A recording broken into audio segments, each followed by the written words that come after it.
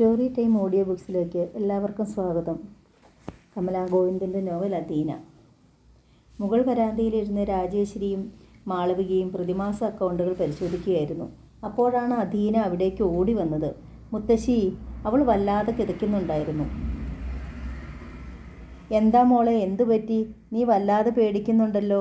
രാജരാജേശ്വരി അമ്പരന്നു. അമ്മയെ കൊല്ലൂന്ന് അവർ പറയുവാ മുത്തശ്ശി. അധീന ഒരു വിധത്തിൽ പറഞ്ഞൊപ്പിച്ചു. അമ്മയെ കൊല്ലുമെന്നോ?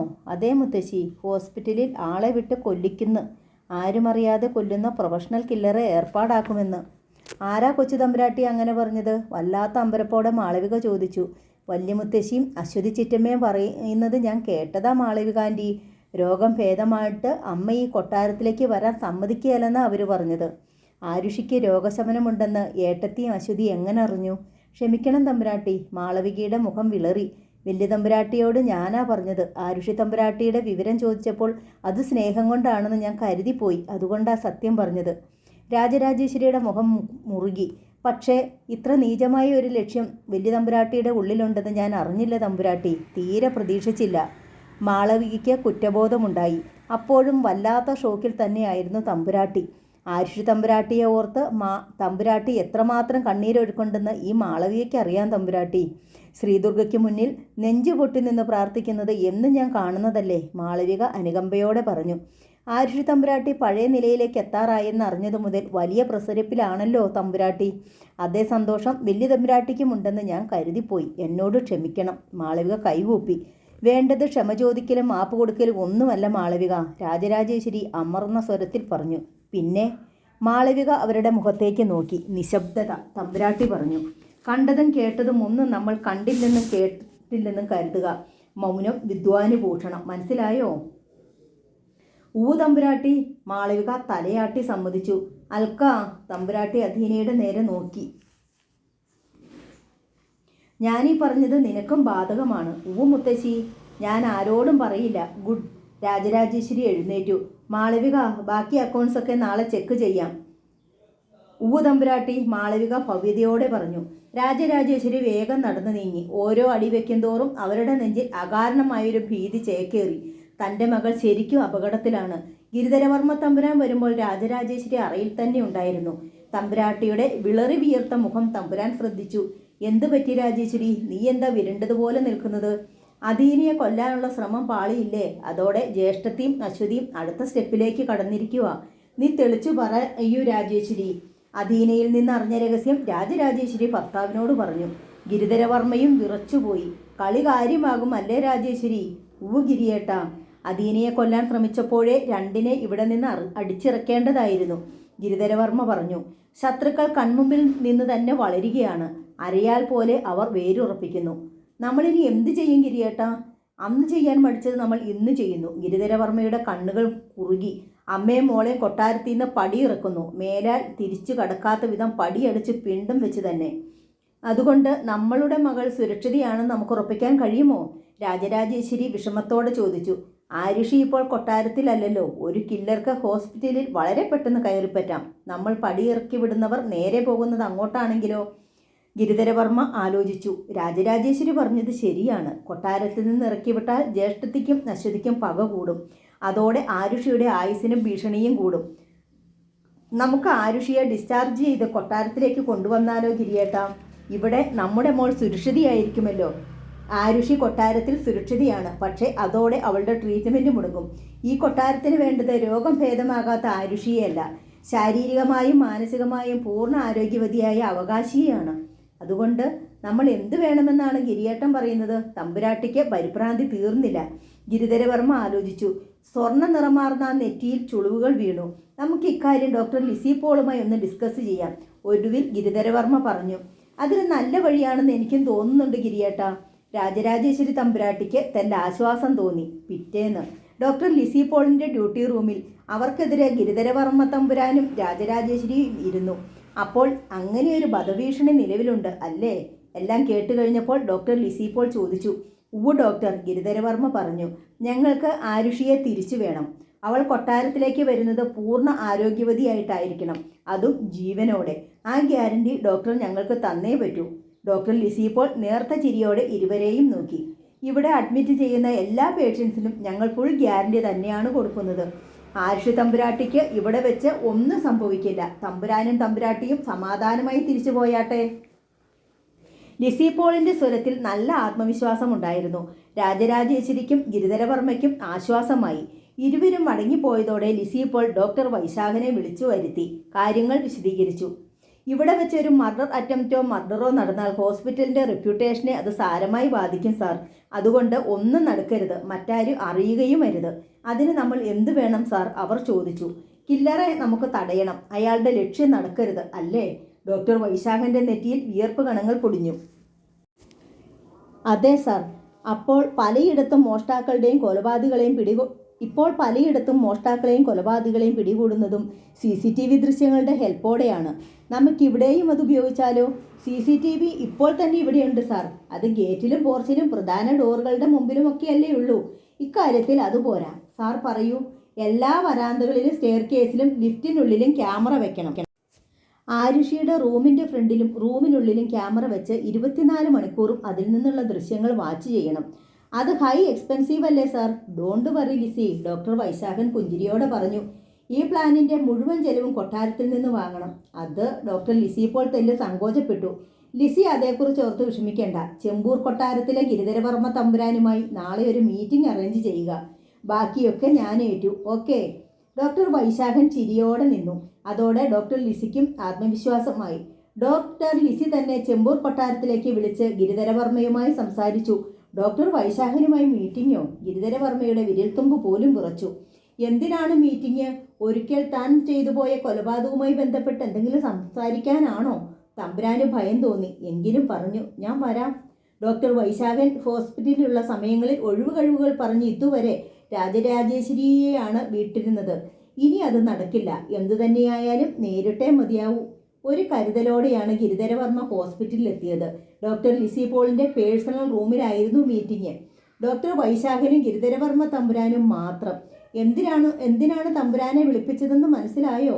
തനിക്ക് മുമ്പിൽ രാജപ്രൗഢിയോടെ ഇരിക്കുന്ന ഗിരിധരവർമ്മയെ നോക്കി നേർത്ത ചിരിയോടെ ഡോക്ടർ വൈശാഖൻ ചോദിച്ചു. ഗിരിധരവർമ്മ ആ ചിരി ശ്രദ്ധിച്ചിട്ട് പറഞ്ഞു, വിലപേശലിനാവും. വിലപേശലോ? മനസ്സിലായില്ല. ഡോക്ടറുടെ കണ്ണുകൾ കുറുകി. അക്ഷോഭ്യനായിരുന്നു തമ്പുരാൻ. നടന്നുപോയ ഒരു കൊലപാതകം പുറത്തു പറയാതെ ഒളിപ്പിക്കുന്നതിനുള്ള പ്രതിഫലം ഡോക്ടർ എത്ര ചോദിച്ചാലും ഞാൻ തരും. ലക്ഷങ്ങളായാലും കോടികളായാലും. ഗിരിധരവർമ്മയും ചിരിച്ചു. പക്ഷേ തരുന്നത് വാങ്ങിവെച്ചിട്ട് ചതിച്ചാലുണ്ടല്ലോ. ചെമ്പൂർ കൊട്ടാരത്തിലെ ഒരു മണൽത്തരി പോലും അത് സഹിക്കില്ല. അങ്ങനെ ക്ഷമിക്കുന്ന പാരമ്പര്യവുമില്ല. ഓ, രാജപാരമ്പര്യത്തെക്കുറിച്ച് തമ്പുരാൻ എന്നെ ഓർമ്മിപ്പിച്ചതാണല്ലേ? ഡോക്ടർ വൈശാഖൻ ചിരി മായ്ച്ചില്ല. പണ്ട് രാജഭരണം നിലവിലുള്ളപ്പോൾ പലരുടെയും കൈവെട്ടുകയും തലവെട്ടുകയും ഒക്കെ ചെയ്തിട്ടുണ്ടാവും. അന്ന് തിരുവായ്ക്ക് എതിർവായില്ലല്ലോ. പക്ഷേ ഇന്ന് കാലം മാറി. കൈവെട്ടുന്നതും തലവെട്ടുന്നതും ഒക്കെ ഏത് കൊടി വെച്ച തമ്പുരാനായാലും സ്ഥാനം ജയിലറയിലായിരിക്കും. അത് മറക്കണ്ട. ഡോക്ടറിനെ വിളിപ്പിച്ചതെന്തിന്? അത് പറയൂ. ഗിരിധരവർമ്മ ഗൗരവത്തിലായി. കാട് കയറിയത് ഞാനല്ല, തമ്പുരാൻ തന്നെയാണ്. സ്വന്തം മകളെ വിധവയാക്കിയതിൻ്റെ കുറ്റബോധം കൊണ്ട് ഡോക്ടർ വൈശാഖനും ഗൗരവത്തിലായി. അറിഞ്ഞ കാര്യം പുറത്തു പറയണമെങ്കിൽ എനിക്കത് അന്നേ ആകാമായിരുന്നു. പക്ഷേ പറഞ്ഞില്ല. നിങ്ങൾ ലക്ഷങ്ങളും കോടികളും തരുമെന്ന് കരുതിയിട്ടല്ല പറയാതിരുന്നത്. ഡോക്ടർ വൈശാഖന് പാപത്തിൻ്റെ കൂട്ടുശമ്പളം ആവശ്യമില്ല തമ്പുരാൻ. ചെമ്പൂർ കൊട്ടാരത്തിൻ്റെ അത്ര വലുതല്ലെങ്കിലും എനിക്കുമുണ്ടൊരു കൊട്ടാരം. എൻ്റെ ഫാദറും കുറേ കോടികൾ സമ്പാദിച്ചിട്ടുണ്ട്. അതുകൊണ്ട് പാപം കൊടികെട്ടിയ സമ്പാദ്യത്തിൻ്റെ ആവശ്യം എനിക്കില്ല. ആരുഷിയുടെ ജീവൻ സുരക്ഷിതമല്ലെന്നറിഞ്ഞു. അതേക്കുറിച്ച് സംസാരിക്കാനാണ് ഞാൻ തമ്പുരാനെ വിളിപ്പിച്ചത്. എൻ്റെ മകളുടെ ജീവൻ്റെ ഉത്തരവാദിത്വം ഈ ഹോസ്പിറ്റലിന് ഉണ്ടായേ പറ്റൂ. ഗിരിധരവർമ്മ ഗൗരവത്തിൽ പറഞ്ഞു. പേഷ്യൻസിൻ്റെ ശരീരത്തിൽ നിന്ന് വിട്ടുപോകാൻ വെമ്പുന്ന ജീവനെ തിരിച്ചു പിടിക്കാനുള്ള ഉത്തരവാദിത്വമേ ഏത് ഹോസ്പിറ്റലിനുമുള്ളൂ. കൊല്ലാൻ കൊട്ടേഷൻ എടുത്ത് വരുന്ന കില്ലറിൽ നിന്ന് ജീവൻ സംരക്ഷിക്കുക ഡോക്ടറിന് പ്രയാസമാണ്. ഡോക്ടർ പറയുന്നത് ഒന്നുകിൽ രോഗം ഭേദമാകാതെ തന്നെ ആരുഷിയെ ഡിസ്ചാർജ് ചെയ്ത് കൊണ്ടുപോവുക, അല്ലെങ്കിൽ മതിയായ സംരക്ഷണത്തിനുള്ള ഏർപ്പാടുകൾ ഇവിടെ തന്നെ തമ്പുരാൻ ചെയ്തു തരിക. ഞാൻ എന്ത് ചെയ്യണം? ഡോക്ടർ അത് പറയൂ. താൻ ഡോക്ടർ ലിസി പോളുമായി സംസാരിച്ച കാര്യങ്ങൾ വിശദീകരിച്ചിട്ട് വൈശാഖൻ തുടർന്നു. നല്ല പണച്ചെലവുണ്ടാകും. ഹോസ്പിറ്റലിലെ പൊതു സുരക്ഷിതത്വത്തിനല്ലാതെ ഒരു പേഷ്യൻറ്റിന് വേണ്ടി മാത്രം ഇത്രയും വലിയ തുക ചെലവഴിക്കാനാവില്ലല്ലോ. തമ്പുരാന് അത് പറ്റുമോ എന്നറിയാനാണ് വിളിച്ചത്. Why not? ഗിരിധരവർമ്മ എഴുന്നേറ്റ് കഴിഞ്ഞു. ഇപ്പോൾ തന്നെ ഡോക്ടർ പറഞ്ഞത് എല്ലാ ഏർപ്പാടുകളും ചെയ്യിച്ചോളൂ. ബില്ല് എത്രയാണെന്ന് മാത്രം പറഞ്ഞാൽ മതി. അതിവിടെ എത്തിയിരിക്കും. പോരെ? മതി. ഗിരിധരവർമ്മ പോയി. ഡോക്ടർ വൈശാഖൻ അപ്പോൾ തന്നെ CC ക്യാമറകൾ ഫിറ്റ് ചെയ്യാനുള്ള എല്ലാ കാര്യങ്ങളും ഏർപ്പാടാക്കി. കമ്പനിയിൽ നിന്ന് തന്നെ ആള് വന്ന് ആരുഷിയുടെ റൂമിലും ആവശ്യമുള്ള മറ്റ് സ്ഥലങ്ങളിലും ക്യാമറ ഫിറ്റ് ചെയ്തു. ക്യാമറയിൽ പതിയുന്ന ദൃശ്യങ്ങൾ 24 മണിക്കൂറും മോണിറ്ററുകളിലൂടെ വാച്ച് ചെയ്യാൻ അന്ന് തന്നെ സമർത്ഥരായ ടെക്നീഷ്യൻസും നിയമിതരായി. ഭദ്രവും അതീവ രഹസ്യവുമായിട്ടായിരുന്നു എല്ലാം. എന്നിട്ടും രാജരാജേശ്വരി ശ്രീദുർഗയുടെ നടയിൽ നെയ്വിളക്ക് തെളിച്ചു പ്രാർത്ഥിച്ചു. എൻ്റെ മോൾക്ക് ഒരാപത്തും ഉണ്ടാകാതെ കാത്തോളണേ ദേവി. അധീനയും പ്രാർത്ഥിച്ചു. എൻ്റെ അമ്മയ്ക്ക് ഒരാപത്തും വരല്ലേ ദേവി. രാത്രി 2 മണി. ഹോസ്പിറ്റലിൻ്റെ കാഷ്വാലിറ്റിക്ക് മുമ്പിൽ ഒരു മാരുതിയൻ വാൻ വന്നു നിന്നു. ആക്സിഡൻറ്റിൽപ്പെട്ടു ചോര വാർന്നൊഴുകുന്ന ഒരു ചെറുപ്പക്കാരനെ താങ്ങിപ്പിടിച്ച് 4-5 പേർ വണ്ടിയിൽ നിന്നിറങ്ങി. അതിലൊരാൾ പ്രൊഫഷണൽ കില്ലറായിരുന്നു. അജാനുബാഹുവായ മുക്കട ഷാജി. നിശബ്ദതയെ ഭഞ്ജിച്ചു. ഫോൺ ബെൽ മുഴുങ്ങി. ഡോക്ടർ ലിസി ഇപ്പോൾ പെട്ടെന്ന് തന്നെ അത് അറ്റൻഡ് ചെയ്തു. മാഡം, ഞാൻ വിജേഷാണ്. CC ക്യാമറയിൽ പതിയുന്ന ദൃശ്യങ്ങൾ മോണിറ്ററിൽ വാച്ച് ചെയ്യുന്ന വിജേഷാണെന്ന് അവർക്ക് മനസ്സിലായി. രാത്രി 12 മുതൽ രാവിലെ 8 വരെയാണ് അവൻ്റെ ഡ്യൂട്ടി. എന്താ വിജീഷ്? ലിസി ഇപ്പോൾ ചോദിച്ചു. മാഡം, കാഷ്വാലിറ്റിയിൽ ഇപ്പോൾ ഒരു ആക്സിഡൻറ്റ് കേസ് എത്തിയിട്ടുണ്ട്. അതിന് ഡോക്ടർ ജയമോഹൻ അവിടെ ഉണ്ടല്ലോ. അതല്ല മാഡം, പേഷ്യൻറ്റിനെ കൊണ്ടുവന്ന 4-5 പേരിൽ ഒരാൾ കോറിഡോറിലേക്ക് മെല്ലെ കയറിയിട്ടുണ്ട്. ഞാൻ അവൻ്റെ നീക്കം ഫോളോ ചെയ്യുകയാണ്. I am sure madam, he is the killer. അവൻ്റെ ലക്ഷ്യം ആരുഷി തമ്പുരാട്ടിയുടെ റൂമാണ്. അവനെ വിടരുത്. വിജേഷ് അവൻ്റെ ഓരോ നീക്കവും ശ്രദ്ധിച്ചോണം. ബാക്കിയൊക്കെ ഞാൻ ചെയ്തോളാം. Okay madam. കോൾ കട്ടാക്കിയ ശേഷം 1 സെക്കൻഡ് പോലും ലിസി പാഴാക്കിയില്ല. ഹോസ്പിറ്റലിലെ സെക്യൂരിറ്റി റൂമിലേക്കും പോലീസ് സ്റ്റേഷനിലേക്കും വിളിച്ച് വിവരം കൊടുത്ത ശേഷം കാർ എടുത്തവർ പുറപ്പെട്ടു കഴിഞ്ഞു. മുക്കട ഷാജിക്ക് അപകടഭയം ഒട്ടുമുണ്ടായിരുന്നില്ല. ആരോഗ്യ ദൃഢഗാത്രനായ അവൻ ജീൻസും ഷർട്ടുമാണ് ധരിച്ചിരുന്നത്. ഒരു കില്ലറാണെന്ന് ഒറ്റ നോട്ടത്തിൽ ആരും പറയില്ല. ആക്സിഡന്റ് നടന്നപ്പോൾ സഹായി എന്ന വ്യാജേന വണ്ടിക്കുള്ളിൽ പെട്ടെന്ന് കയറിപ്പറ്റാൻ കഴിഞ്ഞതും അതുകൊണ്ടാണ്. അവൻ തൻ്റെ ജീൻസിൻ്റെ പോക്കറ്റിൽ നിന്ന് മൊബൈൽ എടുത്ത് ഒരു നമ്പറിലേക്ക് വിളിച്ചു. ഹലോ. ചെമ്പൂർ കൊട്ടാരത്തിലെ ഉറക്കറയിൽ അക്ഷമയോടെ ഇരിക്കുകയായിരുന്ന അശ്വതി തമ്പുരാട്ടിയുടെ പ്രൗഢസ്വരം ഷാജിയുടെ കാതിലെത്തി. മാഡം, ഞാൻ ഹോസ്പിറ്റലിനുള്ളിൽ കയറി. ഊവോ. അശ്വതിക്ക് സന്തോഷമായി. നിന്നെ ആരും കാണുകയോ ശ്രദ്ധിക്കുകയോ ചെയ്തിട്ടില്ലല്ലോ? ഇല്ല മാഡം. ഗുഡ്. അശ്വതിയുടെ അരിയിൽ തന്നെ ഉണ്ടായിരുന്ന പാർവതി തമ്പുരാട്ടിയും. അവർ ചോദിച്ചു, എന്തായി മോളെ? എല്ലാം കൃത്യമായി. വലതുകൈയുടെ തള്ളവിരലുയർത്തി അമ്മയെ കാട്ടിയിട്ട് അശ്വതി ഫോണിൽ പറഞ്ഞു. ഷാജി വരാന്തയിൽ കയറുമ്പോൾ വിളിക്കണം കേട്ടോ. ഞാൻ വരാന്തയിലാണ് മാഡം. എങ്കിൽ വലത്തോട്ട് തിരിഞ്ഞ് 2nd ബ്ലോക്ക് ബിൽഡിങ്ങിലേക്ക് കയറ്. അതിൻ്റെ ഫസ്റ്റ് ഫ്ലോറിൽ വലത്തേ അറ്റത്താണ് 114 നമ്പർ റൂം. മുക്കട ഷാജി വലതുവശത്തേക്ക് തിരിഞ്ഞു. 2nd ബ്ലോക്ക് അവൻ കണ്ടെത്തി. ആരോടോ അവൻ ഫോണിൽ സംസാരിക്കുന്നുണ്ട്. മോണിറ്ററിൽ ശ്രദ്ധിച്ചുകൊണ്ട് ഡോക്ടർ ലിസി ഇപ്പോൾ പറഞ്ഞു. ആരോടാണെന്ന് നമുക്ക് കണ്ടെത്താം മാഡം, വിജേഷ് പറഞ്ഞു. ഹോസ്പിറ്റൽ ബിൽഡിങ്ങിൻ്റെ പ്രധാന വാതിലുകൾക്ക് മുമ്പിലല്ല ഇതിനോടകം സെക്യൂരിറ്റിക്കാരെ വിന്യസിച്ചു കഴിഞ്ഞിരുന്നു. Mukkada Shaji room number 114 മുമ്പിലെത്തി. റൂമിൽ ആരുഷിയുടെ നേഴ്സുണ്ടാകും. അവൻ്റെ കാതിലേക്ക് അശ്വതിയുടെ ശബ്ദമെത്തി. വാതിലിൽ മുട്ടുന്നതും തുറക്കുമ്പോൾ അവളോട് സംസാരിക്കുന്നതുമൊക്കെ വളരെ ശ്രദ്ധയോട് വേണം. കേട്ടല്ലോ? ഉവ്വ് മാഡം. നടന്നത് കൊലപാതകമാണെന്ന് പുറലോകം കണ്ടെത്തരുത്. കാൽ തെറ്റി ഒരു വീഴ്ച, അല്ലെങ്കിൽ ഒരു ആത്മഹത്യ. അങ്ങനെ മാത്രമേ ആരുടെ പരിശോധനയിലും തെളിയാൻ പാടുള്ളൂ. അറിയാം മാഡം. എങ്കിൽ വൈകണ്ട. Be careful. കാതിലെ ശബ്ദം നിലച്ചു. കോൾ കട്ടായി. മുക്കട ഷാജി ജീൻസിൻ്റെ കീശയിലേക്ക് തന്നെ മൊബൈൽ ഫോൺ വെച്ചു. എന്നിട്ട് ചുറ്റുമൊന്ന് നോക്കി. ആരും ശ്രദ്ധിക്കുന്നില്ല. ഇടനാഴിയും വരാന്തയും വിജനം. റൂമിൻ്റെ വാതിൽ അകത്തുനിന്ന് കുറ്റിയിട്ടിരിക്കുകയാണ്. അവൻ വാതിൽക്കൽ ഒന്ന് തട്ടി. വിജേഷ്, ഡോക്ടർ ലിസി പോൾ വിളിച്ചു. റൂമിനുള്ളിലെ വ്യൂസ് എടുക്കൂ. വിജേഷ് അങ്ങനെ ചെയ്തു. ബെഡിൽ ആരുഷി സുഖമായി ഉറങ്ങുന്നു. മരുന്നിൻ്റെ ശക്തിയിലുള്ള മയക്കമാണ്. ഗീതു ഉറക്കമുണർന്നിരിക്കുന്നു. ഡോക്ടർ ലിസി പോൾ വിളിച്ച് വിവരം പറഞ്ഞിരുന്നാൽ അവൾ ശ്രദ്ധിച്ചാണിരുന്നത്. വാതിൽക്കൽ മുട്ടുകേട്ടതോടെ അവൾ ജാഗരൂകയായി. അപ്പോഴേക്കും ഡോക്ടർ ലിസി പോളിൻ്റെ കോൾ വീണ്ടും വന്നു.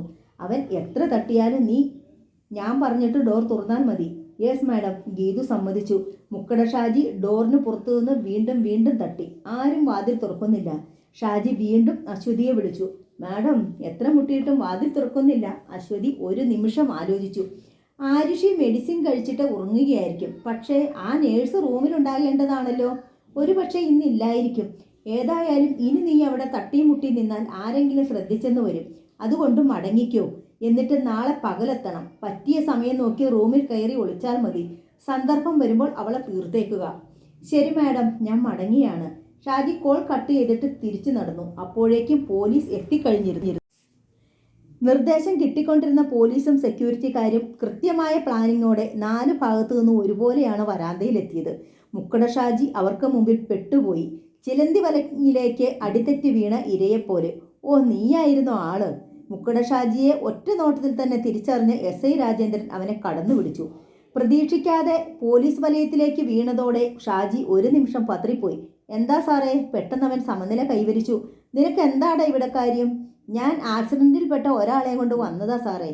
ആക്സിഡന്റ് കൊണ്ടുവരേണ്ടത് ക്യാഷ്വാലിറ്റിയിലല്ലേ? ഇവിടെ സെക്കൻഡ് ബ്ലോക്കിൽ എന്താ കാര്യം? സാർ, അത് എൻ്റെ ഒരു ബന്ധു ഇവിടെ അഡ്മിറ്റാണ്. അവരെ കാണാൻ. ചെമ്പൂർ കൊട്ടാരത്തിലെ ആരുഷി തമ്പുരാട്ടി എങ്ങനാടാ നിന്റെ ബന്ധുവാകുന്നത്? SI ശബ്ദമുയർത്തി. നീ അവരുടെ വാതിൽക്കലല്ലേടാ തട്ടിയത്?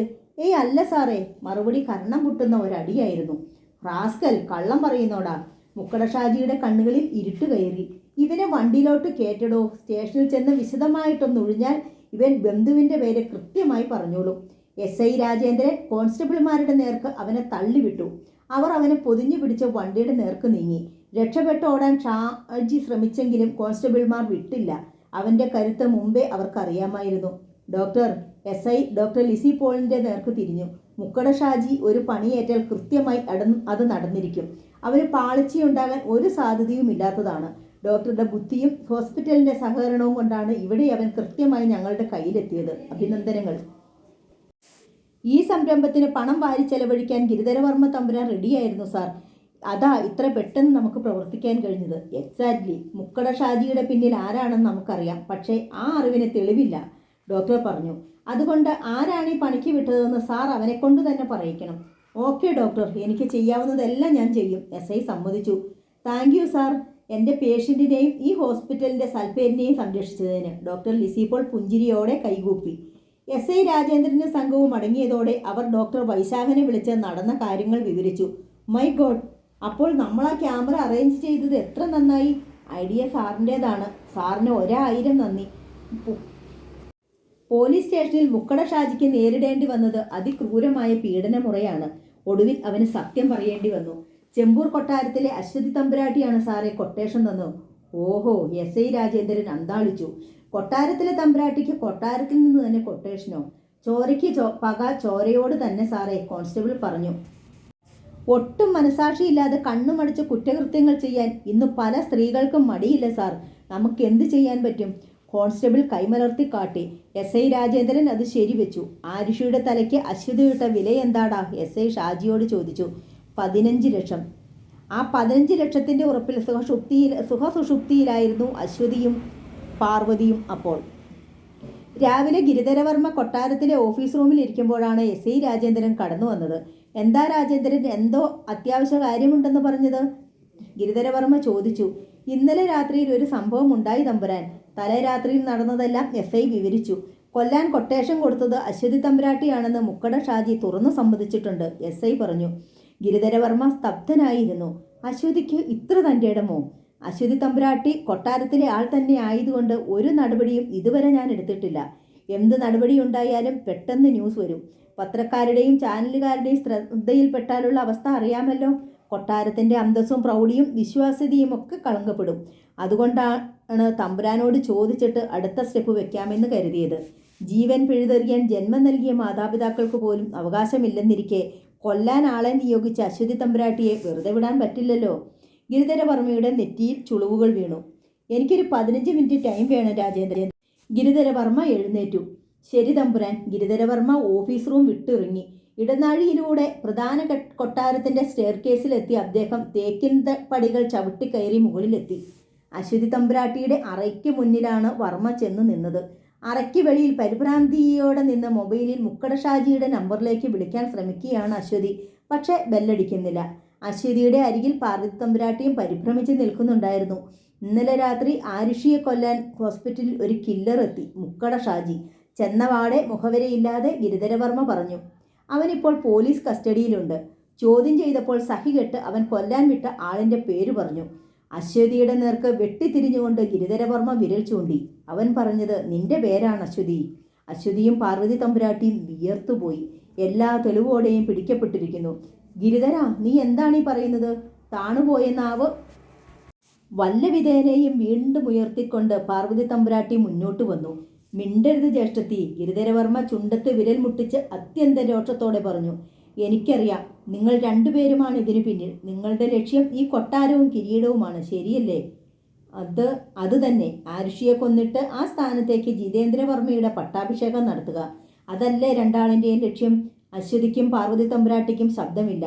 പാലിൽ വിഷം ചേർത്ത് ആദ്യം നിങ്ങൾ അൽക്കയെ കൊല്ലാൻ ശ്രമിച്ചു, ഇപ്പോൾ ആരുഷിയെയും. രണ്ടും പാളി. പൊറുക്കാവുന്ന തെറ്റല്ല നിങ്ങൾ ചെയ്തിരിക്കുന്നത്. പോലീസ് താഴെ എത്തിയിട്ടുണ്ട്. പോലീസോ? രണ്ടുപേരുടെയും തൊണ്ടയിൽ വെള്ളം പറ്റി. അതെ, പോലീസ് തന്നെ. ആദ്യം അറസ്റ്റ്, പിന്നെ കോടതി, ജയിൽ. അയ്യോ! അവർ നിലവിളിയുടെ പക്കത്തായി. അക്ഷോഭ്യനായി ഗിരിധരവർമ്മ പറഞ്ഞു. ഞാൻ ഈ രണ്ട് കുറ്റങ്ങളും മറക്കാം. രണ്ടുപേരും കൊട്ടാരവും കിരീടാഭിലാഷവും ഉപേക്ഷിച്ച് ഈ നിമിഷം പടിയിറങ്ങുക. പറ്റുമോ? ഗിരിധര, നീ? പാർവതി തമ്പുരാട്ടി വിറച്ചു. അതെ, ഗിരിധരൻ തന്നെയാണ് പറയുന്നത്. എല്ലാം ഉപേക്ഷിച്ച് പടിയിറങ്ങുക, അല്ലെങ്കിൽ അകത്താകുന്നത് നിങ്ങളായിരിക്കില്ല, നിങ്ങളുടെ പൊന്നോമന പുത്രൻ ജിതേന്ദ്രവർമ്മയായിരിക്കും. ഞാൻ ജിത്തുവോ? ചെറിയച്ഛ, എൻ്റെ മോൻ ഒന്നും അറിഞ്ഞിട്ടില്ല. അശ്വതിക്ക് വെപ്രാളമായി. ശരിയാണ്, അവനൊന്നും അറിഞ്ഞിട്ടില്ല. പക്ഷേ ഞാൻ ചൂണ്ടിക്കാട്ടുന്നതും അറസ്റ്റ് ചെയ്യിക്കുന്നതും അവനെയായിരിക്കും. MBA കഴിഞ്ഞു വരുന്ന അവൻ ജയിലിലായാൽ പിന്നെ ഒരിക്കലും പുറലോകം കാണില്ല. അതിനുള്ള വഴി ഞാൻ ഒരുക്കും. ഗിരിധരവർമ്മ കൂടുതൽ ഗൗരവത്തിലായി. അവന് കിരീടം വേണോ വിലങ്ങ് വേണോ? നല്ലോണം ആലോചിച്ചു പറഞ്ഞു. വർമ്മ നടന്നകലുമ്പോൾ അശ്വതിയും പാർവതി തമ്പുരാട്ടിയും ആകെ തകർന്ന അതേ നിലയിൽ നിന്നു. സൗരഭ്യം പടർത്തുന്ന ഉദ്യാനത്തിലേക്ക് ശ്രദ്ധിച്ചു നിന്ന രാജരാജേശ്വരി അമ്പരന്നു. എതിരെ പാർവതിയും അശ്വതിയും വരുന്നു, പുറത്തു പോകുന്ന വേഷത്തിൽ. അവരുടെ ലഗേജുകൾ താങ്ങിപ്പിടിച്ച് ഒപ്പം രാഗിണിയുമുണ്ട്. ഏട്ടത്തിയും അശ്വതിയും എവിടെ പോകുന്നു? ആരുഷിയെ കൊല്ലാൻ കൊലയാളിയെ ഏർപ്പെടുത്തിയവരാണ് രണ്ടുപേരും, അതറിയാം. എങ്കിലും രാജരാജേശ്വരി മുഖത്തും സ്വരത്തിലും ഈർഷ്യ പ്രകടമാക്കാതെയാണ് ചോദിച്ചത്. എന്നിട്ടും രണ്ടുപേരും മിണ്ടിയില്ല. തമ്പുരാട്ടിമാർ തൃക്കേ തറവാട്ടിലേക്ക് മടങ്ങിയ തമ്പുരാട്ടി? മറുപടി പറഞ്ഞത് രാഗിണിയാണ്. മടങ്ങുകയാണെന്നോ? എന്താ ധൃതിയിൽ? മടങ്ങുന്ന കാര്യം ജ്യേഷ്ഠത്തി എന്നോട് സൂചിപ്പിച്ചതുപോലുമില്ലല്ലോ. രാജരാജേശ്വരി അമ്പരന്നു. നിന്നോട് സൂചിപ്പിച്ചില്ലെങ്കിൽ എന്താ രാജേശ്വരി? പെട്ടെന്ന് ഗിരിധരവർമ്മ അങ്ങോട്ട് വന്നു. ജ്യേഷ്ഠത്തിക്കും അശ്വതിക്കും മടങ്ങിപ്പോകാൻ ധൃതിയുണ്ടെങ്കിൽ പോകട്ടെ. ഒരു ചിരി അപ്പോഴും ഗിരിധരവർമ്മയുടെ മുഖത്ത് തങ്ങി നിന്നിരുന്നു. രാജരാജേശ്വരി ഭർത്താവിൻ്റെ മുഖത്തേക്ക് ശ്രദ്ധിച്ചു. അസാധാരണമായ ഒരു ഭാവം. SI രാജേന്ദ്രൻ വന്നതും തമ്പുരാനുമായി സംസാരിച്ചത് രാജരാജേശ്വരി അറിഞ്ഞിരുന്നു. എങ്കിലും എന്തോ ഉണ്ടായിട്ടുണ്ടെന്നും അതിൻ്റെ പശ്ചാത്തലത്തിലാണ് ജ്യേഷ്ഠത്തിയുടെയും മകളുടെയും മടങ്ങിപ്പോക്കെന്നും അവർക്ക് മനസ്സിലായി. നന്നായി, രണ്ടാളും ഇവിടെ നിന്ന് പോകുന്നത് തന്നെയാണ് നല്ലത്. ജ്യേഷ്ഠത്തെയും അശ്വതിയെയും ഞാൻ തന്നെ തൃക്കേ കൊട്ടാരത്തിൽ കൊണ്ടുവിടാം, ഗിരിധരവർമ്മ പറഞ്ഞു. വേണ്ട, കർക്കശമായിരുന്നു പാർവതിയുടെ സ്വരം. ജ്യേഷ്ഠൻ്റെ മകൻ രാഹുൽ ഇപ്പോൾ വണ്ടിയുമായി വരും, ഞങ്ങൾ അതിൽ പോയിക്കോളാം. ഓക്കെ, അങ്ങനെ ആയിക്കോട്ടെ, ഗിരിധരവർമ്മ സമ്മതിച്ചു. എന്നിട്ട് രാഗിണിയോട് പറഞ്ഞു, മുറ്റത്ത് രാഹുലിൻ്റെ വണ്ടി എത്തിയൊന്ന് പോയി നോക്കിയിട്ട് വരൂ. ശരി തമ്പുരാൻ. ലഗേജുകളുമായി രാഗിണി മുമ്പോട്ട് പോയി. ഗിരിധരവർമ്മ സമ്മതിച്ചു. ഗിരിധരവർമ്മയുടെ മുഖത്ത് ഗൗരവം നിറഞ്ഞു, മിഴികളിൽ തീഷ്ണതയും. അശ്വതിയെയും പാർവതിയെയും മാറി മാറി നോക്കിക്കൊണ്ട് അദ്ദേഹം പറഞ്ഞു, രണ്ടാളും പോകുന്നത് കൊള്ളാം. ഇവിടെ നിന്ന് ഇറങ്ങിക്കഴിയുമ്പോൾ കൊട്ടാരം തിരിച്ചു വേണമെന്നോ രാജസ്ഥാനം വേണമെന്നോ തോന്നി പഴയപടി വീണ്ടും എന്തെങ്കിലും തരികട കാണിച്ചാൽ മറക്കണ്ട. ഫലം അനുഭവിക്കുന്നത് നിങ്ങളാവില്ല, ജിതേന്ദ്രനായിരിക്കും. ഓർമ്മ വെച്ചോ. പാർവതി തമ്പുരാട്ടി മറുപടി പറഞ്ഞില്ല. മുമ്പോട്ട് നടന്നു, ഒപ്പം അശ്വതിയും. ഉള്ളിൽ കെട്ടിപ്പൊക്കിയ പ്രതീക്ഷകളുടെ കോട്ട തകർന്നു പോയതിൻ്റെ തളർച്ച രണ്ടാൾക്കും ഉണ്ടായിരുന്നു. ഗിരിധരവർമ്മ ഊറിച്ചിരിച്ചു. രാജരാജേശ്വരിക്കും ആശ്വാസമായി. ആ ശല്യം അവസാനിച്ചല്ലോ. ശത്രുക്കൾ നാട് കടന്നു ഡോക്ടർ. പാർവതിയും അശ്വതിയും കൊട്ടാരം വിട്ടുപോയ വിവരം ഗിരിധരവർമ്മ തന്നെയാണ് ഡോക്ടർ ലിസി പോളിനെ അറിയിച്ചത്. അവർ കൊട്ടാരം വിട്ടുപോയിരിക്കാൻ തമ്പുരാൻ. പക്ഷേ ആരുഷിയെ കൊല്ലാനുള്ള പ്ലാൻ അവർക്ക് വെളിയിൽ നിന്നുകൊണ്ട് ഓപ്പറേറ്റ് ചെയ്യാമല്ലോ, ലിസി പോൾ പറഞ്ഞു. അതിന് മുക്കട ഷാജി ഇപ്പോൾ അകത്തല്ലേ. പണം കൊടുത്താൽ കാര്യം നടത്തി കൊടുക്കാൻ വേറെ എത്ര ഷാജിമാരെ കിട്ടും തമ്പുരാൻ. അങ്ങനെ ഒന്നും സംഭവിക്കില്ല ഇനി, ഗിരിധരവർമ്മ ആത്മവിശ്വാസത്തോടെ പറഞ്ഞു. ഇനി ജ്യേഷ്ഠത്തിയും അശ്വതിയും അങ്ങനെ ചിന്തിക്കുക പോലുമില്ല. അത്ര ശക്തമായ ഒരു പ്രഹരം മർമ്മത്ത് തന്നെ ഏൽപ്പിച്ചിട്ടാണ് ഞാൻ വിട്ടിരിക്കുന്നത്. അത് നന്നായി, ഡോക്ടർ ലിസി പോൾ ആശ്വാസത്തോടെ പറഞ്ഞു. ഇനി ഭയമില്ലാതെ ആരുഷിയുടെ ട്രീറ്റ്മെൻറ്റ് തുടരാമല്ലോ. ഉവ്വ്, ഗിരിധരവർമ്മയും ദീർഘമായെന്ന് നിശ്വസിച്ചു. ഡോക്ടർ ലിസി പോളും ഡോക്ടർ വൈശാഖനും ആവശ്യപ്പെട്ടപ്പോഴെല്ലാം രാജരാജേശ്വരി തമ്പുരാട്ടി അധീനയെ ഹോസ്പിറ്റലിൽ എത്തിച്ചു. ഒപ്പം കഴിഞ്ഞ സ്നേഹത്തോടെയും കരുതലോടെയും അധീന ആരുഷിയെ ശുശ്രൂഷിച്ചു. ക്രമേണ ആരുഷി രോഗത്തിൽ നിന്ന് മുക്തിയായിക്കൊണ്ടിരുന്നു. കാഴ്ചയും ഓർമ്മയും കൂടുതൽ വ്യക്തമായി അവൾ വീണ്ടെടുക്കാൻ തുടങ്ങി. സന്തോഷത്തോടെയാണ് ഡോക്ടർ ലിസി പോൾ അന്ന് റൗണ്ട്സിനെത്തിയത്. അവർ റൂമിലേക്ക് കയറിയപ്പോഴേ ഗീതു പറഞ്ഞു, തമ്പുരാട്ടി വല്ലാത്ത സങ്കടത്തിലാണ് മാഡം. സങ്കടമോ? എന്തിന്? എന്തിനെന്നറിയില്ല, ഇന്നലെ രാത്രി മുഴുവൻ ഞാൻ ശ്രദ്ധിക്കുകയാണ്. വല്ലാത്ത മൂകഭാവം. ഈ അവസരത്തിൽ അതൊരു പോസിറ്റീവ് സൈൻ തന്നെയാണ് ഗീതു, ലിസി പോൾ പറഞ്ഞു. എന്നിട്ടവർ ആരുഷിയെ നോക്കി. അവൾ ബെഡിലായിരുന്നില്ല. ജനാലയുടെ നേർത്ത കർട്ടനിൽ പിടിച്ച് ഒരേ നിൽപ്പ്. ഡോക്ടർ ലിസി പോൾ അരികിലേക്ക് ചെന്നു. ആരുഷിയുടെ ഇരുമിഴികളും തുളുമ്പി നിൽക്കുന്നത് അവർ കണ്ടു. ഒരുപാട് മാസങ്ങൾക്ക് ശേഷമാണ് ഇങ്ങനെയൊരു കാഴ്ച. നെഞ്ചിൽ നീറ്റൽ പളുങ്കുമണികളായി പുറത്തേക്ക് എത്തി നോക്കുകയാണ്. ആരുഷി, ലിസി പോൾ വാത്സല്യത്തോടെ വിളിച്ചു. വിളി കേൾക്കുന്നത് പോലെ ആരുഷി നോക്കി. എന്തു പറ്റി? എന്തിനാ കരയുന്നത്? ആരുഷിയുടെ മുഖം സങ്കടത്താൽ കൂടുതൽ വിങ്ങി. പറയൂ ആരുഷി, എന്തുണ്ടായി? ലിസി പോൾ നിർബന്ധിച്ചു. ഇനി പ്രത്യേകിച്ച് എന്തുണ്ടാകാനാണ് ഡോക്ടർ? ആരുഷി എന്താ അങ്ങനെ പറഞ്ഞത്? ഡോക്ടർ അവളെ മെല്ലെ നടത്തി ബെഡിൽ കൊണ്ടുവന്നിരുത്തി. ആരുഷിക്കിപ്പോൾ പൂർണ്ണമായും സുഖമായല്ലോ. എനിക്ക് സുഖമാകേണ്ടിയിരുന്നില്ല ഡോക്ടർ, ആരുഷി അക്ഷരങ്ങൾ പെറുക്കി പെറുക്കി പറഞ്ഞു. സുഖമാകേണ്ടിയിരുന്നില്ലെന്നോ? അതെന്താ? ഞാൻ എന്തിനു വേണ്ടി ഇനി ജീവിക്കണം? ആർക്കു വേണ്ടി ജീവിക്കണം ഡോക്ടർ? ആരുഷി വിതുമ്പി കരഞ്ഞു. ആരുഷി ഇങ്ങനെ പറയല്ലേ. ഡോക്ടർ ലിസി പോൾ സ്നേഹത്തോടെ അവളെ തലോടി. ആരുഷിക്ക് അച്ഛനും അമ്മയുമില്ലേ? ആരുഷി മുഖമുയർത്തി. നീരണിഞ്ഞ ആ മിഴികളിൽ നേർത്ത തിളക്കം വന്നു. അതെ ആരുഷി, ചെമ്പൂർ കൊട്ടാരത്തിലെ തമ്പുരാനും തമ്പുരാട്ടിയുമാണ് ആരുഷിയെ ഇവിടെ കൊണ്ടുവന്നത്. ആരുഷി സുഖപ്പെടുന്നതും കാത്ത് 1 വർഷത്തിലധികമായി അവർ പ്രാർത്ഥനയോടെ കഴിയുന്നു. ചെമ്പൂർ കൊട്ടാരം. ആരുഷിയുടെ അധരങ്ങൾ ആ പേര് ഉച്ചരിച്ചു. അച്ഛനും അമ്മയും. അവൾ പിറുപിറുത്തു. അതേ ആരുഷി, അവർ വിളിപ്പുറത്തുണ്ട്, കൂടെയുണ്ട്. ഡോക്ടർ ലിസി പോൾ അവൾക്ക് ഉത്തേജനം പകർന്നു. പക്ഷേ ആരുഷിയുടെ ശബ്ദം താഴ്ന്നു. എന്താ ആരുഷി? ഡോക്ടർക്ക് ജിജ്ഞാസയായി. എൻ്റെ ജോഷിയും അൽക്കമോളും അവർ കൂടെ ഇല്ലല്ലോ ഡോക്ടർ, അവർ പോയില്ലേ? ലിസി പോൾ സ്തബ്ധയായിരുന്നു. എന്നെ തനിച്ചാക്കിയിട്ട് അവർ പോയില്ലേ? ആ കാറപകടത്തിൽ എൻ്റെ ജോഷിയും മോളും ഒരുമിച്ച് എന്നോട് ഒരു വാക്കുപോലും മിണ്ടാതെ. ആരുഷി ഹൃദയം പൊട്ടി വിലപിക്കി. അൽക്ക മോളെ, പൊന്നെ, നീ എന്നെ തനിച്ചാക്കിയിട്ട് പോയില്ലേ മോളെ? ആരുഷി ഡോക്ടർ ലിസി അരുമയായി വിളിച്ചു. മുറിക്കുള്ളിൽ ആ രംഗം കണ്ടു നിന്ന ഗീതുവിന് കരച്ചിൽ വന്നു. ദേ എന്നെ നോക്ക ആരുഷി. ലിസി പോൾ ആരുഷിയുടെ മുഖം പിടിച്ചുയർത്തി. ദൈവം മോളെ പൂർണ്ണമായി ശിക്ഷിച്ചിട്ടില്ല. ആരുഷി ഈറൻ പെയ്യുന്ന മിഴികൾ ഉയർത്തി ചോദ്യം പോലെ അവരെ. ആരുഷിയുടെ ഹസ്ബൻഡ് ആ അപകടത്തിൽ മരിച്ചു, സത്യം തന്നെ. പക്ഷേ മോളെ കർത്താവ് തിരിച്ചു വിളിച്ചില്ല. കായലിൽ വീണ മോളെ തിരിച്ചു കിട്ടി. അൽക്കാമോൾ ജീവനോടെയുണ്ട്. ആരുഷി വിശ്വസിക്കാനാവാതെ ലിസിയെ നോക്കി. നേരാണോ ഡോക്ടർ? എൻ്റെ മോൾ ജീവനോടെയുണ്ടോ? ഉണ്ട്, 100% സത്യം. ഒരു കുഞ്ഞു സൂര്യൻ ഉദിച്ചതുപോലെ ആരുഷിയുടെ മുഖം പ്രകാശിച്ചു. എവിടെ ഡോക്ടർ? എനിക്കെൻ്റെ മോളെ കാണണം.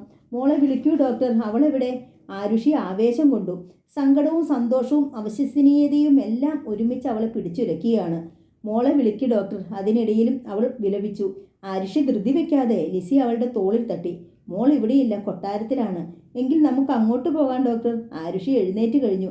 ആരുഷി അങ്ങോട്ട് പോകുന്നതും എളുപ്പം മോളെ ഇങ്ങോട്ട് കൊണ്ടുവരുന്നതാണ്. ഞാൻ രാജരാജേശ്വരി തമ്പുരാട്ടിയെ വിളിച്ച് മോളെ കൊണ്ടുവരാൻ പറയാം. അവർ മോളെയും കൂട്ടി എത്രയും പെട്ടെന്ന് എത്തും. എങ്കിൽ വേഗം വിളിക്കൂ ഡോക്ടർ. ഡോക്ടർ ലിസി മൊബൈലെടുത്ത് രാജരാജേശ്വരി തമ്പുരാട്ടിയുടെ നമ്പർ കോൾ ചെയ്തു. മാളവികയോടൊപ്പം ഓഫീസ് റൂമിൽ ഇരുന്ന് ചെമ്പൂർ ടെക്സ്റ്റൈൽസിൻ്റെ പർച്ചേസ് രജിസ്റ്റർ നോക്കുകയായിരുന്നു രാജരാജേശ്വരി. ഡോക്ടർ ലിസി പോൾ വിളിക്കുന്നുണ്ടല്ലോ. രാജരാജേശ്വരി തമ്പുരാട്ടി കോൾ അറ്റൻഡ് ചെയ്തു. പറയൂ ഡോക്ടർ. ഒരു സന്തോഷ വാർത്തയുണ്ട് തമ്പുരാട്ടി. ഡോക്ടർ ലിസി പോളിൻ്റെ ആഹ്ലാദ സ്വരം രാജരാജേശ്വരി കേട്ടു. എന്താ ഡോക്ടർ, പറയൂ. രാജരാജേശ്വരിക്കും ആവേശമായി. ആരുഷിക്ക് പൂർണ്ണമായ ഓർമ്മ തിരിച്ചു കിട്ടി. സത്യം. രാജരാജേശ്വരിയുടെ മനസ്സിൽ ആ ആഹ്ലാദം നിറഞ്ഞു. യെസ്, ആരുഷി ശരിക്കും നോർമലായിരിക്കുന്നു. അൽക്കമോളെ കാണാൻ അവൾക്ക് ധൃതിയായി. തമ്പുരാട്ടി മോളെ ഉടൻ തന്നെ ഇവിടെ എത്തിക്കണം. വൈ നോട്ട്, ഞങ്ങളിതാ പുറപ്പെടുകയാണ്. രാജരാജേശ്വരി എഴുന്നേറ്റ് കഴിഞ്ഞു. ആഹ്ലാദത്തുടിപ്പോടെ അവർ ഗിരിധരവർമ്മയെ വിളിച്ച് വിവരം പറഞ്ഞു. ശ്രീദുർഗാദേവി തുണച്ചു. ഗിരിധരവർമ്മ പറഞ്ഞു, ചെമ്പൂർ ടെക്സ്റ്റൈൽസിലായിരുന്നു അദ്ദേഹം. ഞാനിതാ വന്നു കഴിഞ്ഞു രാജേശ്വരി. ഗിരിധരവർമ്മ കാറെടുത്ത് വേഗം കൊട്ടാരത്തിലെത്തി. രാജരാജേശ്വരിയും കൂട്ടി നേരെ അദ്ദേഹം അധീന പഠിക്കുന്ന സ്കൂളിലേക്കാണ് പോയത്. പ്രിൻസിപ്പലിനോട് വിവരം പറഞ്ഞിട്ട് അധീനയെ ക്ലാസ്സിൽ നിന്ന് വിളിച്ചിറക്കി അവർ ഹോസ്പിറ്റലിലേക്ക് പാഞ്ഞു. അവർ ചെല്ലുമ്പോഴേക്കും ഡോക്ടർ വൈശാഖനും എത്തിക്കഴിഞ്ഞിരുന്നു. സന്തോഷത്തോടെ അദ്ദേഹം ഗിരിധരവർമ്മയെ സ്വാഗതം ചെയ്തു. വരണം തമ്പുരാൻ, നമ്മുടെ കൂട്ടായ പ്രവർത്തനം വിജയത്തിലെത്തിയിരിക്കുകയാണ്. ആരോടൊക്കെയാണ് നന്ദി പറയേണ്ടതെന്ന് എനിക്കറിയില്ല ഡോക്ടർ. ഗിരിധരവർമ്മയുടെ ശബ്ദം താഴ്ന്നു. പറയാൻ വാക്കുകളില്ല. ഡോക്ടർ വൈശാഖന് ലിസി പോളും മന്ദഹസിച്ചു. എല്ലാവരും കൂടി ആരുഷിയുടെ റൂമിലേക്ക് നീങ്ങി. വാതിൽക്കൽ അവർ ആശങ്കയോടെ നിന്നു. എന്നിട്ട് അകത്തേക്ക് നോക്കി. ബെഡിൻ്റെ അരികിൽ വിഷാദം പോലൊരു രൂപം. ഗിരിധരവർമ്മ അധീനയെ മെല്ലെ റൂമിൻ്റെ വാതിൽക്കലേക്ക് നീക്കി നിർത്തി. ആരുഷിയുടെ കണ്ണുകൾ വജ്രം പോലെ തിളങ്ങി. വാതിൽക്കൽ നിൽക്കുന്ന ചെറിയ പെൺകുട്ടിയെ ആ മിഴികൾ ആപാത ചൂട ഒഴിഞ്ഞു. മോളെ, എൻ്റെ പൊന്നെ, ആരുഷി വിളിച്ചു. വാടാ. അമിതമായ ആഹ്ലാദത്താൽ പാദങ്ങൾ പോലും ചലിപ്പിക്കാനാകാതെ നിന്ന് അവൾ കൈനീട്ടി. ചെല്ലുമോളെ, ഡോക്ടർ വൈശാഖൻ അധീനയോട് പറഞ്ഞു. അധീന മെല്ലെ മുറിക്കുള്ളിലേക്ക് പാദങ്ങൾ വെച്ചു. ആരുഷിയെ നോക്കിക്കൊണ്ട് പാദങ്ങൾ പെറുക്കി വെച്ച് അധീന ആരുഷിയുടെ അരികിലേക്ക് നടന്നു. ആരുഷിയുടെ ശ്രദ്ധ അധീനയുടെ പാദങ്ങളിലേക്ക് നീണ്ടു. പെട്ടെന്ന് ആരുഷിയുടെ മുഖം ജ്വലിച്ചു. അല്ല, ഇതെൻ്റെ മോളല്ല. അവൾ വിരൽ ചൂണ്ടി. സകലരും നടുങ്ങിപ്പോയി. ഇവളുടെ കാലുകൾക്ക് ഒരു കുഴപ്പവുമില്ല. ഇവൾ മറ്റാരോ ആണ്. എൻ്റെ അൽക്കമോളുടെ വലത് കാലിന് ഏന്തുണ്ട്. നടക്കുമ്പോൾ അത് വ്യക്തമായി അറിയാം. ഇവൾ അൽക്കമോളല്ല. എല്ലാവരും സ്തബ്ധരായി നിന്നു. അൽക്കമോളുടെ വലതുകാലിന് മുടന്തോ? അതെങ്ങനെ സംഭവിച്ചു? ഡോക്ടർ വൈശാഖൻ ചോദിച്ചു. ജന്മന അങ്ങനെയായിരുന്നോ? അല്ല, കണ്ണീർ തുടച്ചുകൊണ്ട് വിക്കിയും വിഷമിച്ചും ആരുഷി പറഞ്ഞു. മുംബൈയിൽ വെച്ച് ഒരു ആക്സിഡന്റ് ഉണ്ടായി. മോൾക്കന്ന് 6 വയസ്സേ ഉള്ളൂ. വലതുകാലിൻ്റെ ഇടുപ്പെല്ലിനും തുടയെല്ലിനുമായി 3 ഒടിവുകൾ. 2 തവണ ഓപ്പറേഷൻ ചെയ്തു. 1 വർഷത്തെ ട്രീറ്റ്മെൻറ്റ് കഴിഞ്ഞ് മോൾ നടക്കാൻ തുടങ്ങിയപ്പോഴാണ് സ്വാധീനക്കുറവ് ശ്രദ്ധയിൽപ്പെട്ടത്. ആരുഷിയുടെ കണ്ണുകൾ തുളുമ്പി. അന്ന് എൻ്റെ കുഞ്ഞും മരിക്കേണ്ടതായിരുന്നു. അത്ര ഗുരുതരമായിരുന്നു പരിക്ക്. പക്ഷേ ദൈവം എനിക്ക് അവളെ തിരികെ തന്നു. ഇനി ഒരിക്കലും അവളെ പിരിയില്ലെന്ന് അപ്പോൾ ഞാൻ കരുതിയത്. പക്ഷേ ആരുഷി വിങ്ങിക്കരഞ്ഞു. എന്നെ ഒറ്റയ്ക്കാക്കിയിട്ട് അവൾ പോയില്ലേ? എൻ്റെ ജോഷിയും എനിക്ക് നഷ്ടപ്പെട്ടില്ലേ?